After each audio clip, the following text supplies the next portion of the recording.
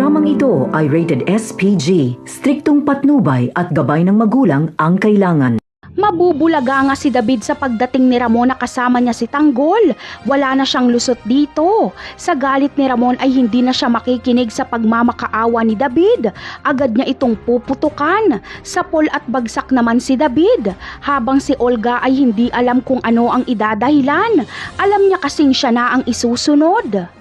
Samantala, bagamat labag sa loob ni Tanggol na patayin ni Ramon si David, ay hindi niya pipigilan si Ramon. Naiintindihan niya kasi si Ramon. Kapag hinayaan kasi nilang mabuhay si David, ay buhay naman ni Ramon ang malalagay sa alanganin. Dahil siguradong magsusumbong si David sa mga otoridad na buhay pa si Ramon.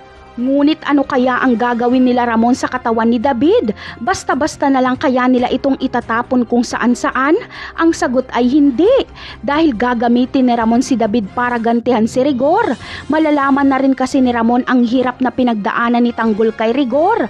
Malalaman niyang si Rigor ang humuli at bumaril kay Tanggol. Kaya gagamitin niya ang katawan ni David bilang pain kay Rigor. Tatawagan ni Tanggol si Rigor at sasabihin nitong patay na si David at puntahan na lang ito sa ganitong lugar. Hindi naman kasi pwedeng si Ramon ang tumawag kay Rigor. Ngunit isa itong patibong dahil pagdating ni Rigor sa lokasyon ay tatambangan siya nila Ramon. Napakarami pa nating dapat abangan sa mga susunod na episode ng Batang Quiapo. Paalam!